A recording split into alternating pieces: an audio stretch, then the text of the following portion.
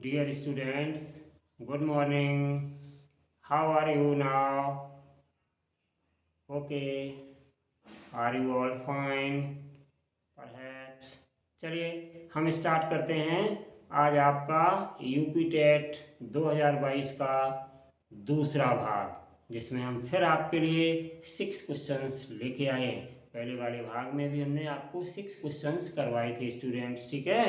आज हम आपके लिए फिर 6 क्वेश्चंस का सेट लेकर के आए हैं। तो देखिए हम स्टार्ट करते हैं आपका ये वाला भाग, ठीक है स्टूडेंट्स। चलिए नाउ स्टार्ट। क्वेश्चन नंबर 36 तक आपके हो चुके थे। अब हम क्वेश्चन नंबर 37 की बात करेंगे। क्वेश्चन नंबर 37 क्या स्टूडेंट्स? 5 सेंटीमीटर भुजा वाले एक घन का मतलब क्यूब होता है स्टूडेंट्स। एक घन के सभी फलकों का मतलब स्टूडेंट सरफेस होता है, ठीक है ना।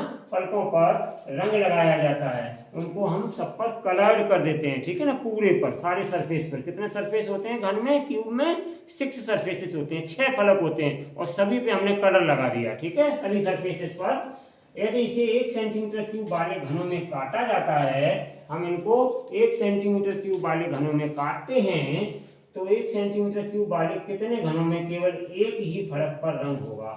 कितने घनों में केवल एक ही फलक पर रंग होगा? तो ध्यान दीजिए स्टूडेंट्स कि मान लीजिए ये 5 सेंटीमीटर भुजा वाला एक आपका घन है। 5 सेंटीमीटर भुजा वाला ये एक आपका घन है, ठीक है ना। और वो कह रहे हैं 1 सेंटीमीटर वाले, इसमें हमने क्या किया? 1-1 सेंटीमीटर वाले 5 भाग किए हैं। क्या कहा था इन्होंने? 1 सेंटीमीटर क्यूब वाले घनों में काटा जाता है, तो हमने इसको 1 सेंटीमीटर वाले 5 भाग किए हैं, और इसको हमने घनों में काटने के लिए इस तरीके से फिगर को दिखाया है स्टूडेंट्स, ठीक है। तो देखिए इस क्वेश्चन को स्टूडेंट्स हम 2 तरीके से सॉल्व करेंगे। पहली चीज कि आप लोगों से निवेदन है कि हमारे वीडियो को लाइक शेयर सब्सक्राइब जरूर किया करिएगा। हम आपके लिए बहुत ही प्रयास करके, बड़ी ही मेहनत से अलग अलग मेथड्स, इतने सिंपल मेथड से बताने का प्रयास करते हैं कि आपका मैथमेटिक्स अच्छा हो जाए स्टूडेंट्स, ठीक है। तो आपसे यही गुजारिश है, आपसे ये अनुरोध है, आपसे ये अपील है, आपसे ये निवेदन है कि हमारे वीडियो को ज़्यादा से ज़्यादा अपने ग्रुप में मित्रों को, जो कोचिंग नहीं कर पाते हैं, उनको भी इसका फ़ायदा मिले। ज़्यादा से ज़्यादा बच्चों को जोड़िए और हमारे चैनल पर आ जाइए। आने वाले कुछ समय बाद आपका चैनल का स्टैंडर्ड एक अलग स्टैंडर्ड मिलेगा स्टूडेंट्स, ठीक है। तो देखिए हम आ जाते हैं अपने टॉपिक पर। ये बात कहना भी जरूरी होती है कि आप लोगों में जागरूकता आ जाए, ठीक है। चलिए स्टूडेंट्स, तो देखिए यहाँ पर हमने 1-1 सेंटीमीटर वाले 5 बराबर भागों में बांट लिया है। अब हम इसको 2 तरीके से सॉल्व करेंगे। पहला तरीका आप समझें, अगर आप समझ पाते हैं तो उसको समझिए, फिर हम दूसरे तरीका यानी फॉर्मूले से इसको सॉल्व करेंगे, ट्रिकी फॉर्मूला से। तो देखिए इस प्रकार से अगर हम ध्यान दें स्टूडेंट्स, तो यहाँ पर इनको हम 1-1 सेंटीमीटर वाले क्यूब में हमने 5 सेंटीमीटर वाले भुजा को डिवाइड कर लिया है। इस तरीके से एक हमने आपका फिगर तैयार कर दिया है। अगर हम इसमें ध्यान से देखें, इनको कट करें सभी को, तो इसमें टोटल 5 सेंटीमीटर की भुजा थी, तो 1-1 सेंटीमीटर क्यूब वाले यानी 5 का क्यूब यानी कि 5 25 पंजा 125 यानी कि 125 क्यूब्स बन जाएंगे। ये तो क्लियर हो गया। लेकिन जो उन्होंने पूछा है कि एक ही फलक पर कलर हो और ऐसे कितने इसमें घन काटे जा सकते हैं, तो ध्यान दें स्टूडेंट्स कि हमने देखिए यहाँ डॉटेड लगा रखे हैं। जब हम इसके सरफेसेस को ध्यान से देखें, अगर हम यहाँ से इसको कट कर दें पूरा ये वाला पार्ट, ध्यान से देखिएगा स्टूडेंट्स, तो ये वाला पार्ट अलग हो तो जाएगा, लेकिन कितना होगा? एक फलक वाले हमारे, ये देखिए हमने डॉट लगाए 1 2 3 4 5 6 7 8 9, ऐसे 6 फलक होते हैं, तो 1 2 3 4 5 6 7 8 9, ऐसे यहाँ 1 2 3 4 5 6 7 8 9, ये ऐसे फलक हैं। इसी प्रकार के और 3 इसमें छिपे हुए हैं बैक साइड में। ये ऐसे फलक हैं कि इनमें यही केवल जो डॉटेड वाले हमने पार्ट रखे हुए हैं, यही फलकों में केवल एक ही फलक पर रंग होगा स्टूडेंट्स। बकाया हम सारे यहाँ से काटेंगे, देखिए इधर भी डबल कलर होगा, इधर भी होगा, इधर भी होगा कलर, इधर भी होगा, इधर भी होगा, इधर भी होगा।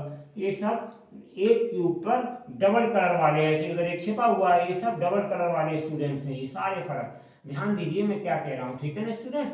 ऐसे ये वाले भी सब डबल कलर वाले फलक क्यूब्स हैं, इन पे ध्यान दीजिएगा। ये सब डबल कलर वाले क्यूब्स हैं ये वाले, ठीक है ना स्टूडेंट्स।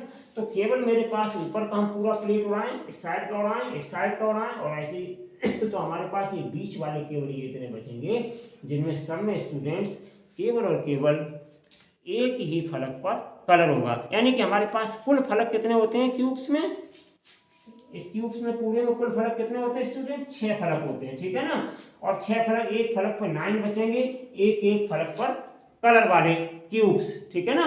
तो हम इसमें 9 का मल्टीप्लाई कर देंगे 6 में, तो 54। ये मेरा हो गया आंसर स्टूडेंट्स, ठीक है ना। ये तो रही बात, हमने आपको फिगर के द्वारा समझा दिया। अब देखिए हम इसको फॉर्मूले की हेल्प से स्टूडेंट्स किस प्रकार क्वेश्चन को करेंगे। तो इसके लिए क्या है, एक कलर वाले अगर आपसे पूछे जाए कि कितने घन है जिनके फलकों पर केवल और केवल एक कलर है, तो इसके लिए हम स्टूडेंट्स क्या करेंगे, फलकों की संख्या यहाँ पे कितनी है मेरे पास? 6 है। तो मैथमेटिकली हम इसको कैसे सॉल्व करेंगे? तो मैथमेटिकली के लिए आपका फार्मूला होता है fn-2 का होल स्क्वायर। ये फॉर्मूला है, ये फॉर्मूला हमें देगा कि एक कलर वाले जिनके क्यूब्स के केवल 6 फलकों में से छोटे छोटे क्यूब जो हैं 1 सेंटीमीटर क्यूब वाले, उनके केवल 6 फलकों में से केवल हर एक पर, ये 6 फलक हैं, इनमें ये 9 ऐसे हैं जिनमें हर एक फलक पर केवल एक फलक पर रंग है, ठीक है ना।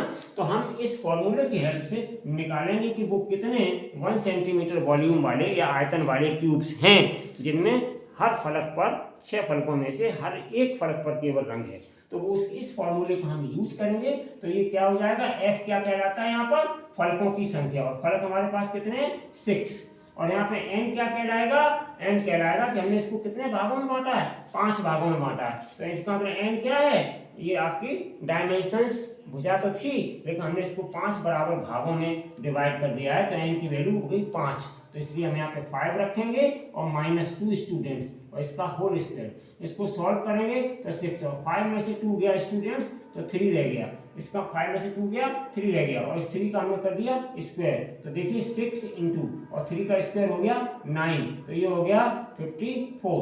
तो इस तरीके से स्टूडेंट्स जिनके ऐसे 1 सेंटीमीटर आयतन वाले या वॉल्यूम वाले ऐसे क्यूब जिनके एक फलक पर केवल रंग है, बकाया बिना रंग के फलक हैं, ऐसे 1 सेंटीमीटर आयतन वाले क्यूब मेरे पास 54 होंगे स्टूडेंट्स, ठीक है। तो इसका मतलब क्या हुआ आपका कि हमारा ऑप्शन सेकंड ये वाला करेक्ट ऑप्शन है, ठीक है।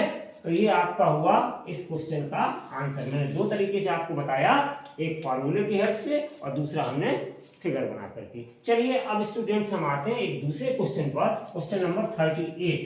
क्वेश्चन नंबर 38 का सॉल्यूशन कैसे करेंगे, ठीक है ना। इसको भी हम फुली एक्सप्लेन करेंगे, आपको बहुत अच्छे से समझ में आएगा, पूरा भरोसा है, विश्वास है। देखिए क्वेश्चन क्या है, पहले हम क्वेश्चन को देखते हैं।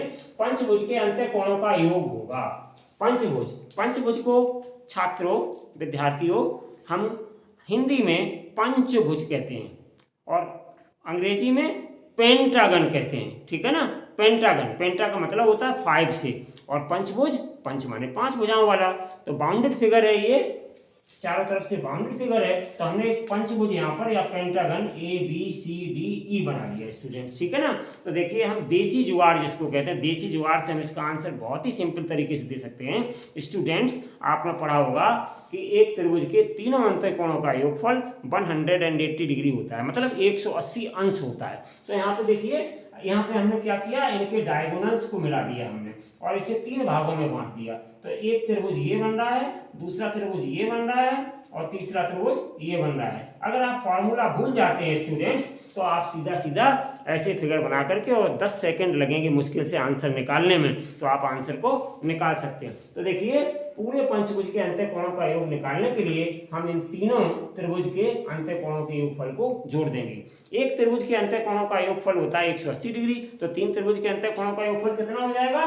तो हम इसमें क्या करेंगे, 3 का 180 में मल्टीप्लाई कर देंगे स्टूडेंट्स, और ये आ जाएगा 540 डिग्री। तो इसके लिए हमारा सेकंड ऑप्शन करेक्ट ऑप्शन है स्टूडेंट्स। अब हम करेंगे इसको फॉर्मूले की हेल्प से। अगर आपको फॉर्मूला याद नहीं रहता है तो मैंने आपको बता दिया कि देसी जुगाड़ क्या है, आप नॉर्मली इसको कर सकते हैं। आपने क्लास 6, 7, 8 में पढ़ते रहते हैं बच्चे कि त्रिभुज के तीनों कोणों का योगफल 180 डिग्री होता है, या हम यूँ कह सकते हैं sum of 3 interior angles of a triangle is equal to 180 degree. तो उसकी हेल्प से हमने इसे डायगोनल्स को ज्वाइन कर दिया, मिला दिया, और हमने 3 त्रिभुज बनाए, तीनों में 180 वैल्यू हो गई।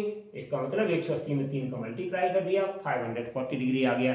तो ये हमारा पहला आंसर हो गया।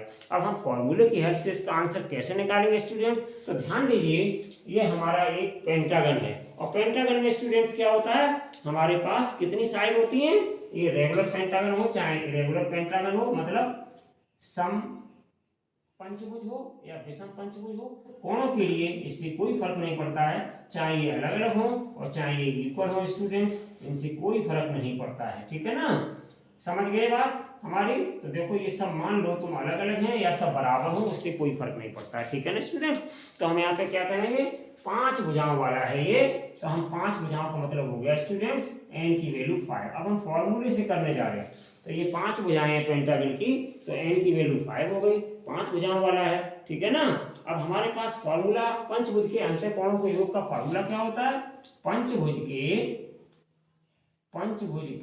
अंतःकोणों का योग, इसका फॉर्मूला क्या होता है मेरे पास स्टूडेंट्स, तो इसका फॉर्मूला होता है n-2 गुणा 180 डिग्री। क्या होता है फॉर्मूला, अगर आपको याद रहे तो आप इसको अच्छे से याद कर लीजिएगा, कितना होता है n-2 गुणा 180 डिग्री स्टूडेंट्स। ठीक है ना, बड़ा सिंपल है फॉर्मूला।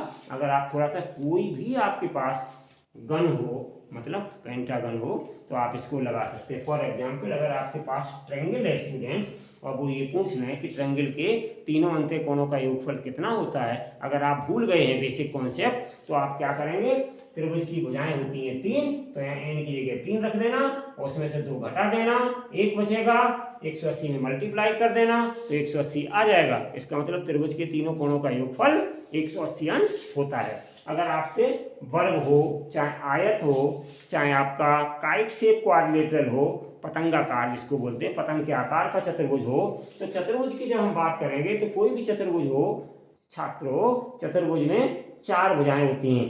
ठीक है ना, तो हम अगर n की जगह 4 रख देंगे, 4 में से 2 जाएगा, 2 बचेगा और 2 का गुणा कर देंगे हम 180 में, तो 2 का गुणा 180 में करने पे कितना आ जाएगा, 360 डिग्री, यानी 360 अंश हो जाएगा चतुर्भुज के चारों कोणों का योगफल। ठीक है, कोई भी चतुर्भुज हो, हम उसके अगर चारों अंतःकोणों की बात करेंगे तो वो 360 डिग्री होगा। अब हम यहाँ पे आ जाते हैं पंचभुज की, इन्होंने बात की, तो हम पंचभुज के लिए भी वही फार्मूला लगाएंगे, सबके लिए यही कॉमन फार्मूला होता है, कोई भी आपका गन हो, मतलब कोई भी पॉलीगन हो। ठीक है ना स्टूडेंट्स, तो यहाँ पे n की जगह हम रख देंगे 5 और -2 और गुणा 180 डिग्री, तो कितना आ जाएगा, 5 में से 2 जाएगा, 3 बचेगा और 180 डिग्री, तो कितना आ जाएगा 540 डिग्री। तो देखिए स्टूडेंट्स, आपको लगा होगा कि दोनों ट्रिक बहुत ही आपको आसान और बढ़िया लगी होंगी, आई होप, हमें आशा है। ठीक है, चलिए अब हम स्टूडेंट्स अगले क्वेश्चन पे आते हैं। तो अगला क्वेश्चन मेरा है 39। एक खंबे का 4/7 भाग कीचड़ में धंसा है।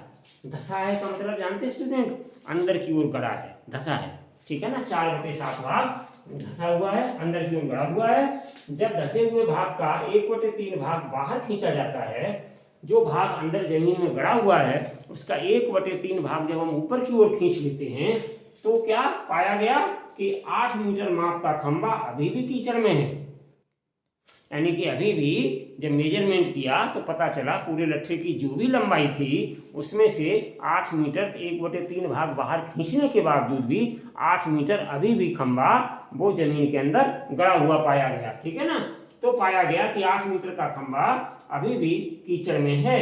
तो खंबे की पूरी माप क्या होगी, वो ये पूछ रहे हैं कि खंबे की कुल लंबाई कितनी, पूरी माप से मतलब खंबा कितने मीटर लंबा है स्टूडेंट्स। ठीक है ना, तो चलिए इस क्वेश्चन को हम सॉल्व करते हैं। ये क्वेश्चन कक्षा 5 का क्वेश्चन है। कक्षा 5 में जब परीक्षा होती थी, एक जमाना था कि जब कक्षा 5 की बोर्ड की परीक्षा होती थी, तब ये खंबे वाला क्वेश्चन, कीचड़ वाला बहुत पूछा जाता था।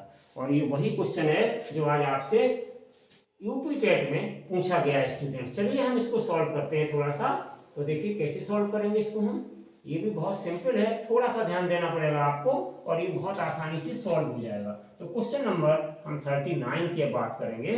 चलिए क्वेश्चन 39 अब सॉल्व करेंगे। तो देखिए स्टूडेंट्स कैसे सॉल्व करेंगे इस क्वेश्चन को, 39 क्वेश्चन को। तो हम माने लेते हैं स्टूडेंट्स कि जो खंबा आपका है, इस खंबे की लंबाई हम पूरी x मीटर मान लेते हैं। माना ये क्वेश्चन नंबर आपका 39 है जिसका हम सॉल्यूशन कर रहे हैं स्टूडेंट्स। माना खंबे की कुल लंबाई x मीटर है। ठीक है ना, इसी x का मान हम निकालेंगे स्टूडेंट्स। खंबे की कुल लंबाई हमने मान लिया x मीटर है। अब देखो एक खंबे का 4/7 भाग कीचड़ में धसा है। जब धसे हुए भाग का 1/3 भाग उन्होंने बाहर खींचा तो पहले कितना धसा हुआ भाग था, 4/7 भाग। 4/7 भाग जो कीचड़ में धसा है तो हम देखेंगे कितना भाग कीचड़ में धसा है। तो कीचड़ में धसा भाग कितना हो जाएगा स्टूडेंट्स, कीचड़ में धसा भाग कितना हो जाएगा, टोटल खंबा हमने x माना है और इस x का 4/7 भाग, ये भाग कीचड़ के अंदर फिलहाल में धसा हुआ है। तो इसको हम थोड़ा सा सॉल्व करेंगे तो ये हो जाएगा 4x/7।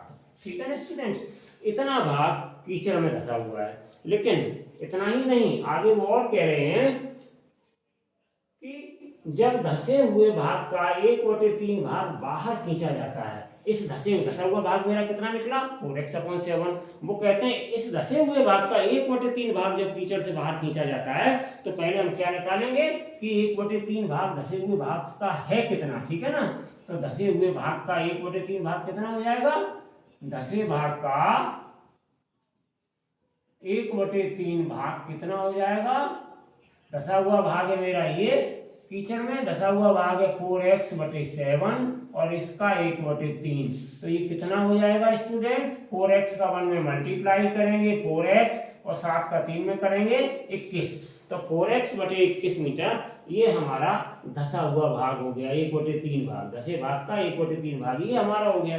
तो अब मुझे कह रहे हैं कि जब 1/3 भाग इन्होंने बाहर खींच लिया और इसका मतलब कितना हमारे पास आ गया, ये आ गया, तो वो ये कह रहे हैं पाया गया कि 8 मीटर माप का खंबा अभी भी कीचड़ में है।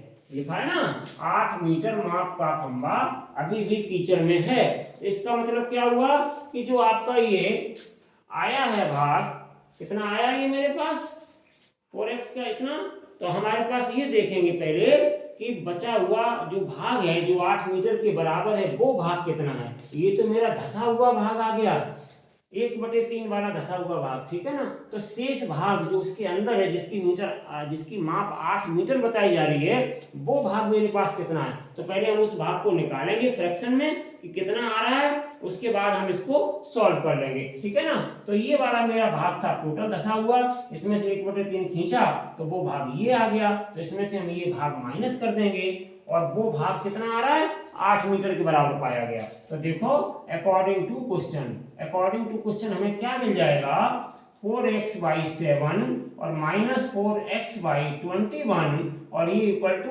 कितना पाया गया, 8 मीटर। तो हम इस 8 मीटर के बराबर कर देंगे। देखिए स्टूडेंट एक बार फिर समझ लीजिए कि कीचड़ में पहले धसा हुआ भाग था 4x/7, फिर धसा हुआ भाग 1/3 और जब इन्होंने ऊपर खींचा तो पहले तो हमने ये निकाल लिया कि ऊपर खींचा हुआ भाग कितना, इतना आ गया हमारे पास। अब ये टोटल धसा हुआ भाग था तो इस भाग में से इस भाग हम माइनस कर देंगे तो ये बराबर क्या पाया गया कि अब जो ये बचा हुआ भाग था वो इसमें से ये माइनस करने के बाद आ गया और वो किसके बराबर है, 8 मीटर की माप का खंबा अभी भी कीचड़ में है। तो ये हमारा भाग कीचड़ वाला अभी भी बचा हुआ है और इसको हमने 8 के बराबर कर दिया स्टूडेंट्स। ठीक है ना, तो देखिए अब हम इसको सॉल्व करेंगे तो एलसीएम कितना आ जाएगा, 21, 7 से भाग दे तो 7 × 21, 3 × 4 12x आ गया और -21 बन जाए 21, तो यहाँ पे कितना आ गया, 1 का मल्टीप्लाई करोगे तो 4x आ गया और बराबर 8।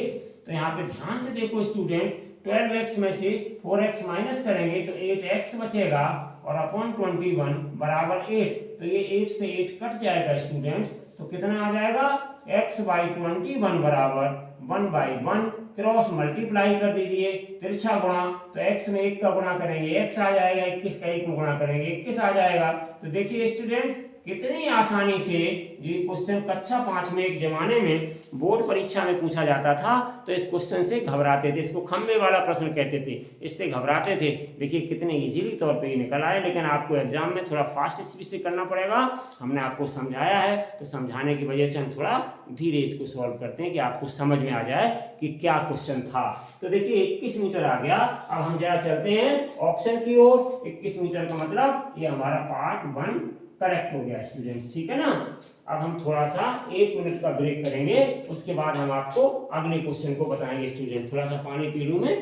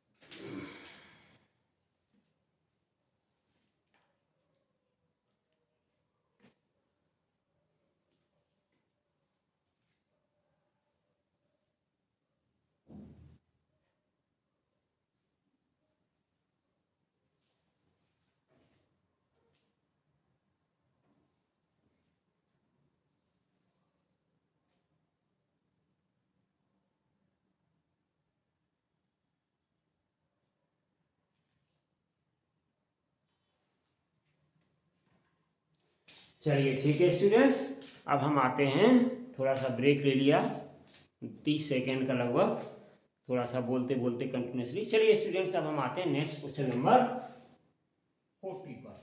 अब हम क्वेश्चन नंबर 40 को सॉल्व करेंगे। चलिए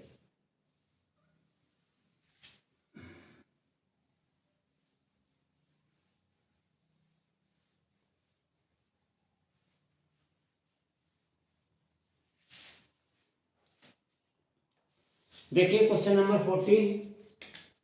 ए और बी किसी काम को 12 दिन में करते हैं, बी और सी उसी काम को 15 दिन में करते हैं, सी और ए उसी काम को 20 दिन में करते हैं। ठीक है ना। देखिए व्यक्ति, काम वही एक है, लेकिन उस काम को करने की जो क्षमता है, एबिलिटी ऑफ वर्क है, इफिशियंसी ऑफ वर्क है, वो आपका डिफरेंट है, अलग अलग है। मतलब ए और बी कोई दो व्यक्ति हैं, ठीक है ना, और कोई एक काम है, उसी काम को ये 12 दिन में करते हैं। तो इसका मतलब क्या है, इनकी कैपेसिटी काम करने की और लोगों की अपेक्षा ज़्यादा दिख रही है। कैसे, बी और सी उसी काम को 15 दिन में करते हैं। तो जब दो लोग मिलकर के किसी काम को जल्दी कर लेते हैं, मीन्स कम दिनों में कर लेते हैं, इसका मतलब वर्क करने की जो पावर है, उनकी कैपेसिटी है या एफिशिएंसी है, वो ज़्यादा है। ठीक है स्टूडेंट्स। अब उसके बाद क्या कहते हैं, बी और सी उसी काम को 15 दिन में करते हैं। इसका मतलब ए और बी की अपेक्षा इनको मिलकर करने में थोड़ा सा टाइम ज़्यादा लगता है। इसका मतलब इनकी एबिलिटी टू डू वर्क कम है थोड़ी सी। अब उसके बाद आ जाएगी सी और ए उसी काम को 20 दिन में करते हैं। सी और ए का काम करने की 20 दिन की कैपेसिटी हो रही है। इसका मतलब ये सबसे कम काम कर पा रहे हैं और लोगों की अपेक्षा। तो ध्यान दीजिए यहाँ पे स्टूडेंट्स, हम इसको दो तरीके से आपको बताएंगे। एक बड़ा तरीका है थोड़ा सा, जो आप करते चले आए होंगे, यादें ताज़ा हो जाएंगी, बताएंगे तो, ठीक है ना स्टूडेंट। लेकिन पहले हम इसको ट्रिक से कैसे सॉल्व करेंगे, पहले आपको ट्रिक बताएंगे। देखिए हमारे पास, थोड़ा सा ध्यान दें, ए और बी कितने दिन में वर्क कर रहे हैं, ए और बी हमारे 12 दिन में वर्क कर रहे हैं। ए प्लस बी को आप ले लें, ठीक है ना। और फिर उसके बाद बी और सी कितने दिन में काम कर रहे हैं, तो बी और सी को ले लें यहाँ पर, ठीक है ना। और फिर उसके बाद बी और सी के बाद कौन कौन है मेरे पास, बी और सी और ए हैं, तो सी और ए को ऐड कर दें। अब ये देखिए, जब हमने इनको ऐड किया तो एक हमने इसमें नज़ारा नया देखा कि ए हमारे पास डबल है, बी हमारे पास डबल है, और सी भी हमारे पास डबल है। ये हमें एक नई चीज़ देखने को मिली, और हमने इनको जब सबको देखा, ठीक है ना, तो ये टोटल हम अब कैसे करेंगे, इनको किसके इक्वल करेंगे। तो देखिए ए और बी मिलकर के काम को कर रहे थे स्टूडेंट्स, मैं इधर लिख रहा हूँ, थोड़ा सा इधर समझा रहा हूँ आपको। ए और बी मिलकर के काम को कर रहे थे कितने दिन में, 12 दिन में। बी और सी काम को मिलकर कर रहे थे 15 दिन में। सी और ए काम को मिलकर के कर रहे थे 20 दिन में। हमने इन तीनों को इस तरीके से अनुपात में लिख लिया स्टूडेंट्स, ठीक है ना। अब हम क्या करेंगे कि इनको ध्यान से देखें, इन तीनों में हमें ऐसा एक निकालेंगे एलसीएम, कि इन तीनों का एलसीएम क्या है। तो इन तीनों का एलसीएम स्टूडेंट्स अगर हम चेक करेंगे तो इन तीनों का एलसीएम कितना आ जाएगा, 60 आ जाएगा। ठीक है, अनुपात में लगाएं तो भी कोई बात नहीं, ऐसे ही लिख लो समझने के लिए, ये आपका ट्रिक वाला मैटर है थोड़ा सा, ठीक है ना, ऐसे भी लिख सकते हो। तो इन तीनों का एलसीएम निकाला, तो ध्यान दीजिए स्टूडेंट्स, अगर हम 30 एलसीएम लेंगे तो तीनों से डिवाइड नहीं होंगे। एलसीएम का मतलब ऐसा नंबर जो उन सभी से डिवाइड हो जाए कंप्लीटली। तो देखो 12 से डिवाइड हो जाएगा, 12 पंजे 60, 15 चौको 60 और 20 तिया 60। इसका मतलब 60 हमारा एलसीएम हो गया। हम यहाँ पे क्या करेंगे, 12 से भाग देंगे तो 5 आ जाएगा, 12 पंजे 60, 15 से भाग देंगे तो 15 चौका 60, 20 से भाग देंगे तो 20 तिया 60। तो देखो स्टूडेंट्स, ये तीन चीजें आ गई। अब हम इन तीनों चीजों को ऐड किए लेते हैं, ठीक है ना, और हम यहाँ पे लिख देते हैं 5 + 4 + 3, और यहाँ पे आ कितना गया स्टूडेंट्स, 12 आ गया, ठीक है ना। तो अब देखो इनको सबको जोड़ेंगे तो ये कितना हो जाएगा आपका, ए में ए जोड़ेंगे 2a, और प्लस बी में बी जोड़ेंगे 2b, और प्लस सी में सी जोड़ेंगे 2c। ये कितना आ गया, 5 4 9 3 12। तो इनमें 2 कॉमन ले लेंगे तो कितना आ जाएगा, a + b + c बराबर 12। तो a + b + c बराबर 12/2, काट देंगे तो 6 आ गया स्टूडेंट्स। तो ये जो हमने 6 निकाला है, ये हमने एक फैक्टर निकाल लिया तीनों का। अब आप बड़े इजीली तौर पर सबका अलग अलग काम निकाल सकते हैं। वैसे तो इस क्वेश्चन में आपसे पूछा गया है ए अकेला उस काम को कितने दिनों में करेगा, तो ए का यहाँ पे देखिए फैक्टर कितना आया था मेरे पास, एलसीएम लेने के बाद डिवाइड करने के बाद 5। इस 5 को हमें मल्टीप्लाई कर देंगे तो ए के अकेले का काम आ जाएगा, ए के अकेला काम, ए का अकेला काम। तो ए का अकेला काम कितना आ जाएगा, कितने दिनों में ये अकेले काम को कर लेगा, तो 6 ये है, और उसके बाद 5 इसका फैक्टर है, तो स्टूडेंट 30 दिन में ये अकेला काम को पूरा कर लेगा। तो इसका कौन सा ऑप्शन सही है स्टूडेंट्स? तो हम ऑप्शन की तरफ जरा ध्यान देंगे तो हमारा थर्ड ऑप्शन करेक्ट ऑप्शन है। ये तो एक हुई ट्रिक वाली बात स्टूडेंट्स। अगर आपसे एक ही जगह यहाँ बी का पूछा जाता तो बी का निकालने के लिए हम इस 4 फैक्टर का 6 में गुणा कर देते तो बी का निकल आता 24 दिन, 6 चौको 24 या 6 4 जा 24, तो ये 24 दिन में बी अकेला कर लेता काम को। अगर सी का पूछा जाता कि सी अकेला उस काम को कितने समय में कर लेगा तो सी के लिए हम इसी 6 का 3 में मल्टीप्लाई कर देते तो 18 दिन आ जाता है स्टूडेंट्स, ठीक है ना। एक क्वेश्चन से यहाँ 3 क्वेश्चन बने, ट्रिक के द्वारा हम ऐसे क्वेश्चंस को बड़े इजीली तौर पर सॉल्व कर लेते हैं स्टूडेंट्स, ठीक है ना। अब देखिए जो आप सीखते चले आए देसी तरीका, उसमें थोड़ा टाइम ज़्यादा लगता है, लेकिन चलिए हम उस तरीकों को भी सिखाते हैं कि वैसे आप इसको किस तरीके से निकालेंगे। ये तो ट्रिकी प्रॉब्लम हो गई, हमने ट्रिक की हेल्प से बताया कि आप इस क्वेश्चन को कैसे सॉल्व करेंगे।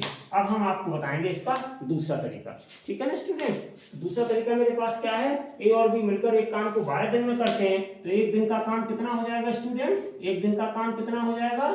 एक दिन का ए प्लस बी का काम कितना हो जाएगा बताइए? तो ये हो जाएगा 1/12 दिन, यानी एक काम का 12वां भाग कर लेंगे ये, ठीक है ना स्टूडेंट्स। तो 1/12 भाग ये काम का कर पाएंगे अगर एक दिन में इस काम को करेंगे तो, ठीक है ना। अब बी और सी मिलकर उस काम को कितने दिन में कर रहे थे? 15 दिन में। तो इनका एक दिन का काम कितना हो जाएगा? एक दिन का काम हो जाएगा बी प्लस सी का कितना हो जाएगा स्टूडेंट्स? एक दिन का काम 1/15 भाग हो जाएगा, पूरे काम का 1/15वां भाग ये कंप्लीट कर लेंगे। उसके बाद कह रहे हैं सी और ए मिलकर काम करते हैं 20 दिन में, तो एक दिन का काम उनका कितना हो जाएगा? जब एक दिन का काम निकालेंगे सी प्लस ए का तो कितना हो जाएगा स्टूडेंट्स? 1/20 भाग हो जाएगा, ठीक है ना। तो देखिए हमने सभी के जो लोग काम कर रहे हैं हमने सभी के एक एक दिन के काम को निकाल लिया। तो हम इनका अगर टोटल वर्क देखना चाहें एक दिन का कितना होगा तो टोटल वर्क हम कैसे निकालेंगे?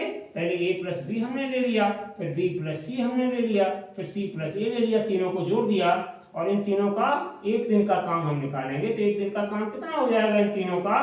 तो तीनों को हम ऐड कर देंगे, यानी 1/12 प्लस 1/15 प्लस 1/20। एलसीएम कितना आ गया? 60, 12 पंजे 60, 15 चौका 60, 20 तिया 60, कितना आ गया? 12/60, तो कितना आ गया? 1/5 काट दिया। तो देखिए वही एलसीएम जो हमने यहाँ पे 60 लिया था ट्रिक से निकाला था, वही एलसीएम आ गया और वही 5 4 3 फैक्टर आ गए मेरे पास स्टूडेंट्स, ठीक है ना। ट्रिक वही कायदा अलग, ठीक है। तो देखिए हमारे पास 1/5 आ गया। ये 1/5 क्या है? ये इनका तीनों लोगों का मिलकर के एक दिन का काम यहाँ पे निकाला जा रहा है। हम इनको तीनों को ऐड कर देंगे तो कितना हो जाएगा स्टूडेंट्स? ए और ए कितना हो गया? 2a और प्लस 2b और प्लस 2c, ये आ गया और ये बराबर 1/5 पार्ट कर पाते हैं पार्ट, ठीक है ना। तो 2 हमने कॉमन निकाल लिया, तो a प्लस बी प्लस सी का काम एक दिन का कितना आ गया? 1/5। 2 को हम इधर ले आएंगे तो a प्लस बी प्लस सी का कितना काम हो जाएगा? 1/2 गुणा 5, 2 नीचे चला जाएगा तो 10 आ जाएगा स्टूडेंट, ठीक है ना। ये a प्लस बी प्लस सी का एक दिन का काम आ गया 1/10 भाग। अब हम क्या करेंगे? अकेले ए का काम पूछ रहे हैं तो बी और सी के काम को हम इसमें से घटा देंगे तो ए का रह जाएगा। तो बी प्लस सी का एक दिन का काम कितना है? 1/15 भाग। तो इसमें से हम क्या करेंगे? अकेले ए का अकेले का काम निकालेंगे तो क्या करेंगे स्टूडेंट्स? 1/10 में से तीनों के काम में से बी प्लस सी का 1/15 भाग है वो घटा देंगे। एलसीएम कितना आ गया? 30। तो ये 10 से डिवाइड करेंगे तो 30, 3 आ जाएगा, 15 दूनी 30, 2 आ जाएगा तो 1/30 आ गया। तो ये अकेले एक दिन में 1/30 भाग करेगा। तो पूरा भाग करने के लिए हम क्या करते थे स्टूडेंट? पूरा काम एक माना जाता है तो एक में हम 1/30 से भाग कर देंगे तो इसका मतलब 1/30 ऊपर बढ़ जाएगा तो 30 दिन आ जाएगा। तो पूरा काम यानी होल वर्क, पूरा काम कह लो स्टूडेंट्स या होल वर्क कह लो, तो होल वर्क ये कब समाप्त कर लेगा? 30 दिन में। तो ऐसे भी निकाल सकते हो स्टूडेंट, तो भी 30 दिन आंसर आ गया। तो देखो इसमें ज्यादा समय लगता है, अगर ट्रिक पता है आपको तो बड़े आसानी से एलसीएम निकाल करके इनके फैक्टर तोड़ो और फैक्टर तोड़ने के बाद ए का पूछ रहे हैं तो इसमें मल्टीप्लाई कर दो 6 में, ए का बी का पूछ रहे हैं तो बी का 4 है पार्ट, 4 में मल्टीप्लाई कर दो, सी का पूछे तो 3 का मल्टीप्लाई कर दो, सबका अलग अलग काम आ जाएगा। आप चाहे एज इट इज इस तरीके से कर सकते हैं, लेकिन आपको कॉम्पिटिटिव एग्जाम देते समय ध्यान रखना चाहिए कि जितना टाइम आप सेव कर लेंगे उतना ही आप नंबर ऑफ क्वेश्चंस ज़्यादा अटेम्प्ट कर लेंगे स्टूडेंट्स, ठीक है। और मैथमेटिक्स में खास तौर से बिना ट्रिक के काम नहीं चलता है, ठीक है ना। तो इस तरीके से हमने आपको इस क्वेश्चन को एक्सप्लेन किया स्टूडेंट्स। नाउ नेक्स्ट क्वेश्चन हमारा है 41। देखिए 41 क्वेश्चन को हम कैसे करेंगे, ये भी बड़ा वैसा क्वेश्चन है, आप लोग उस तरीके से निकालते रहते हैं कि एलसीएम, लेकिन यहाँ पे फ्रैक्शन का हमें एलसीएम निकालना पड़ता है, एलसीएम और एचसीएफ। फ्रैक्शन का सवाल को हम ऑर्डर में लगाने के लिए महत्तम समापवर्तक पूछ रहे हैं, इसमें तो महत्तम समापवर्तक है, तो इसको हम निकालने के लिए किस तरीके से करेंगे इसको आपको समझना पड़ेगा, ठीक है ना स्टूडेंट। चलिए हम स्टार्ट करते हैं इस क्वेश्चन को भी, जल्दी से आपका ये खत्म हो जाए, 2 क्वेश्चन और हैं। चलिए स्टार्ट करेंगे हम अगले क्वेश्चन को। तो अगला क्वेश्चन हमारा है 14/33, 42/55 और 21/22 का महत्तम समापवर्तक। महत्तम समापवर्तक को स्टूडेंट्स हम हिंदी में तो महत्तम समापवर्तक कहते हैं, लेकिन हिंदी में हम शॉर्ट में मासा भी कहते हैं, आपने पढ़ा होगा। और लेकिन इंग्लिश में हम कहते हैं, इसकी फुल फॉर्म होती है हाईएस्ट कॉमन फैक्टर, और शॉर्ट में कहते हैं HCF, ठीक है ना। तो इस इंग्लिश में हिंदी में दोनों में एक्सप्लेन कर दिया है मैंने। अंग्रेजी में हम इसको, अंग्रेजी इंग्लिश मीडियम वाले बच्चे पढ़ते हैं, उसमें हम कहते हैं HCF, हाईएस्ट कॉमन फैक्टर, और हिंदी में कहते हैं महत्तम समापवर्तक या शॉर्ट में कहते हैं मासा। तो यहाँ पे ये देखिए फ्रैक्शन दिए गए हैं आपके, एक आपका फ्रैक्शन दिया गया है 14/33, क्वेश्चन 41 सॉल्यूशन। एक आपका दिया गया 14/33, और दूसरा आपका दिया गया है 42/55, और तीसरा आपका दिया गया है 21/22। ये 3 आपके फ्रैक्शंस दिए गए हैं स्टूडेंट्स, और इन तीनों फ्रैक्शंस का पूछा गया है कि HCF या मासा क्या है। तो देखो ऐसे क्वेश्चंस में स्टूडेंट्स ट्रिक होती है कि जो हमारे पास अंश में नंबर हैं 14, 42, 21, ठीक है ना, ये हमारे अंश के नंबर हैं, और 33, 55, 22 ये हमारे हर के नंबर हैं। तो स्टूडेंट्स हम मासा निकालने के लिए क्या करते हैं, इन तीनों का HCF निकालने के लिए या मासा निकालने के लिए हम क्या करते हैं फ्रैक्शंस के लिए, तो हम इसमें क्या करेंगे स्टूडेंट्स, तो हम पहले क्या करेंगे, जो हमारे न्यूमरेटर में जो नंबर हैं 14, 42, 21, इन सब का हम HCF निकालेंगे, ठीक है ना स्टूडेंट्स। तो चलिए हम कैसे निकालेंगे, HCF ऑफ 14, 42, 21, ठीक है ना। इनका सबका निकालेंगे तो आप स्टूडेंट्स निकाल सकते हैं। देखिए HCF को मतलब ये है 3 नंबर हो या 4 नंबर हो या 6 नंबर हो चाहे 50 नंबर हो, एक ऐसा फैक्टर जो सभी को डिवाइड कर दे, एक ऐसा फैक्टर जो सभी को डिवाइड कर दे। वैसे आप अगर ध्यान से देखें तो इनमें 7 एक ऐसा फैक्टर है तीनों में, यानी कि 7 से ये तीनों डिवाइड हो जाएंगे। 7 2 जा 14, 7 6 जा 42, 7 3 जा 21। इसका मतलब 7 इसमें क्या है, एक कॉमन फैक्टर है, कॉमन फैक्टर है। इसका मतलब इन तीनों का HCF of this equal to कितना आ जाएगा, 7। एक तो आपकी ये चीज आ गई। अब जो आपके हर में नंबर है मीन्स डिनोमिनेटर में, तो इसका हम LCM ऑफ डिनोमिनेटर निकालेंगे। ये आपकी ट्रिक होती है LCM ऑफ डिनोमिनेटर। तो LCM ऑफ डिनोमिनेटर में क्या क्या नंबर है, 33, 55 और 22, ये हमारे नंबर हैं। तो हम अलग थोड़ा इनका LCM निकाल लेते हैं। तो देखो 33 है आपका, 55 है, 22 है, LCM निकालेंगे। वैसे तो हमें 2 से डिवाइड करना चाहिए स्टूडेंट्स, लेकिन ज़्यादा बड़ा मेथड हो जाएगा जब आप एग्जाम में करते हैं, तो आपको थोड़ा सा तो ट्रिक ध्यान में रखना ही पड़ेगा। तो देखो इसमें भी एक कॉमन फैक्टर 11 है, पहले हम 11 से काटेंगे फिर आपको फैक्टर नहीं करने पड़ेंगे, ठीक है। आगे आपका बकाया फैक्टर होंगे ही नहीं, इन तीनों में मल्टीप्लाई इसका कर दो, LCM आ जाएगा। और अगर आप 2 से काटते, फिर 3 से काटते, फिर 5 से काटते, फिर 11 से काटते तो बहुत बड़ा हो जाता। तो इसलिए हमने बड़ा फैक्टर पहले ही निकाल लिया बाहर, कॉमन फैक्टर। उसके अलावा जो बचे हैं वो नीचे आपके आगे। यही ट्रिक होती है एग्जाम में क्वेश्चंस को सॉल्व करने की। तो देखो अब मेरे पास LCM कितना आ जाएगा, तो इनका मल्टीप्लाई कर दो, 11 इंटू 3 इंटू 5 इंटू 2। तो हम इनका मल्टीप्लाई करेंगे स्टूडेंट्स, तो हमारे पास कितना आ जाएगा मल्टीप्लाई करने के बाद, 330। तो इसका इनका ये आ गया आपका LCM 330। तो मेरे पास 2 चीजें आ गई। अब ट्रिक क्या होती है HCF ऑफ फ्रैक्शन निकालने की, तो हम HCF ऊपर रखेंगे स्टूडेंट्स और LCM नीचे रखेंगे स्टूडेंट्स। तो ये हमारे पास आ जाएगा 7/330। 30। तो देखते हैं स्टूडेंट्स कितना सिंपल था ये भी क्वेश्चन, और फ्रैक्शन को देख करके स्टूडेंट्स घबरा रहे होंगे कि अरे ये फ्रैक्शन वालों का तो हमने कभी महत्तम समापवर्तक या मासा पढ़ा ही नहीं है, हमने तो नॉर्मली नंबर होते हैं उनका हमने HCF या मासा निकाला है, ये तो बहुत कठिन क्वेश्चन आ गया, अब तो हम इसको सॉल्व कर ही नहीं पाएंगे वगैरह वगैरह टॉकिंग करते हैं। लेकिन थोड़ा सा पढ़िए, कंपटीशन देने जाते हो तो अच्छे से पढ़ाई करिए, कंपटीशन देने जाइए। तो इसका कौन सा ऑप्शन करेक्ट हो गया student? First option correct option हो गया। अब देखिए लास्ट और इस भाग में, इस पार्ट 2 में लास्ट क्वेश्चन आपका और एक्सप्लेन करना है। ये आपका सर्ड या करनी से संबंधित है, थोड़ा सा कैलकुलेशन आनी चाहिए, और वर्गमूल भी साथ में है, ठीक है ना, वर्गमूल या स्क्वायर रूट इनके यूज है इस क्वेश्चन में। तो चलिए हम इस क्वेश्चन को स्टूडेंट तब करते हैं। ये क्वेश्चन 42 का हम सोल्यूशन और आपको बता दें, फिर आपका ये पार्ट समाप्त हो जाएगा।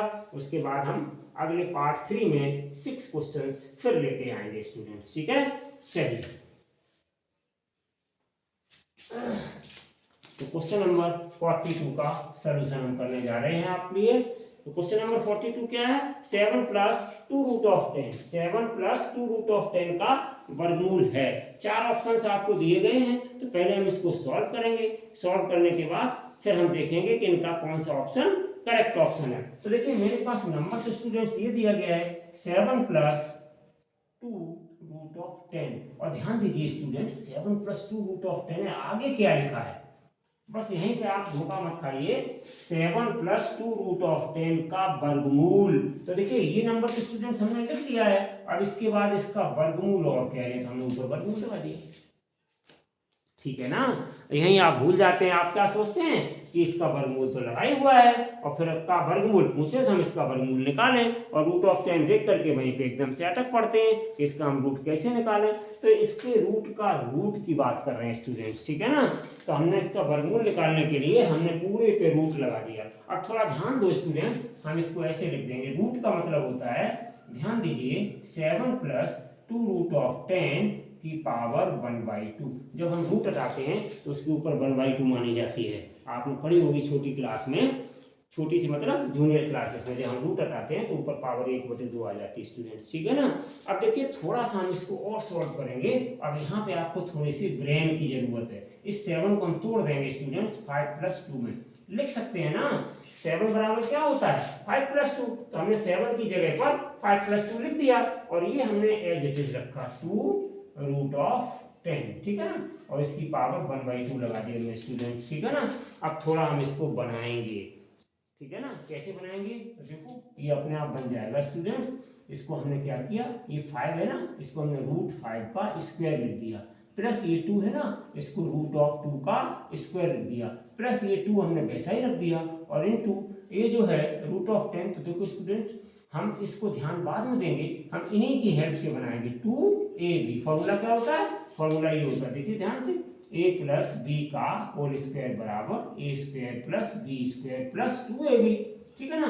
तो a² b² तो हमने इन दोनों की हेल्प से बना लिए, ठीक है ना। अब 2ab हम इसको नहीं देखेंगे, इसको हम देखेंगे, तो 2 फॉर्मूले में 2 होता है, a की जगह हम ये रखेंगे √5, ठीक है ना, और b की जगह हम ये रखेंगे √2, और मैंने ऊपर पावर 1/2 एज इट इज लगा दी। तो देखिए अब इसको चेक कर लीजिएगा कि इस चीज का अगर हम मल्टीप्लाई कर दें तो क्या ये आ रहा है, तो मेरा जवाब होगा यस, ये आ रहा है। आ रहा है तो इसका मतलब क्या है, ये जो तीनों चीजें हैं वो वही हैं, इनकी वैल्यू चेंज नहीं हुई है। लेकिन हमने अपना एक काम कर लिया, यहाँ पे क्या काम कर लिया कि ये हम इसको इस रूप में, ये लिखा हुआ है, इसको हम इस रूप में इसको बंद कर देंगे। तो a की जगह क्या है हमारे पास √5, b की जगह क्या है √2, तो हम इसको लिख देंगे √5 और प्लस √2, ठीक है ना, इसका होल स्क्वायर, और इसकी पावर 1/2 तो ऊपर लगी हुई है स्टूडेंट्स, ठीक है ना। ये होल स्क्वायर में बन गया, a + b का होल स्क्वायर होता है, तो हमने इसको पूरे को बंद कर दिया स्क्वायर में, और ये जो पावर 1/2 लगी हुई थी एज इट इज वैसी पावर 1/2 लगी हुई है स्टूडेंट्स। तो देखिए ध्यान से, ये और ये चीज कट जाएगी, कैसे, √5 और प्लस √2 और इसकी पावर 2 और इंटू 1/2, फॉर्मूला होता है a की पावर m और इंटू a की पावर n, तो ये बराबर क्या हो जाता है ए की पावर m, ऐसे लिखो इसको, ए की पावर m की पावर n, तो ये बराबर हो जाता है ए की पावर mn। तो उसी पावर का यूज करते हुए हमने यहाँ पर इनटू में कर दिया। छोटी सी इंडेक्सिस होती है, पढ़ी होगी छोटी क्लास में 8th में, तो ये 2 से 2 कैंसिल हो गया। तो मेरे पास स्टूडेंट्स आ गया √5 प्लस √2। या हम इसको ऐसे भी लिख सकते हैं √2 प्लस √5, एक ही बात है, प्लस का साइन बीच में, तो आगे पीछे टर्म को हम लिख सकते हैं। देखते हैं स्टूडेंट्स हमारे ऑप्शन क्या कह रहे हैं। तो देखिए हमारे ऑप्शन ए भी गलत है, बी भी गलत है, ये दोनों ऑप्शन गलत है, नहीं मैच कर रहे हैं, ये C option is the correct option. ठीक है ना स्टूडेंट। तो इस तरीके से आज हमने आपके इस पेपर के जो भाग सेकेंड मैथमेटिक्स का यूपी टेट का पेपर है प्राइमरी लेवल का, इसका हमने स्टूडेंट्स आज आपको पहले भाग के बाद आज ये दूसरा भाग दिखाया, जिसमें हम 6 क्वेश्चंस लाए थे। पहले भाग में भी 6 क्वेश्चंस थे और दूसरे भाग में भी 6 क्वेश्चंस हैं। अब हम तीसरे भाग में फिर आपके लिए 6 क्वेश्चंस लेकर के आएंगे स्टूडेंट्स। ठीक है ना। आपको वीडियो अच्छा लगा हो तो इसको लाइक शेयर सब्सक्राइब जरूर करें। ठीक है students, thank you for watching this video.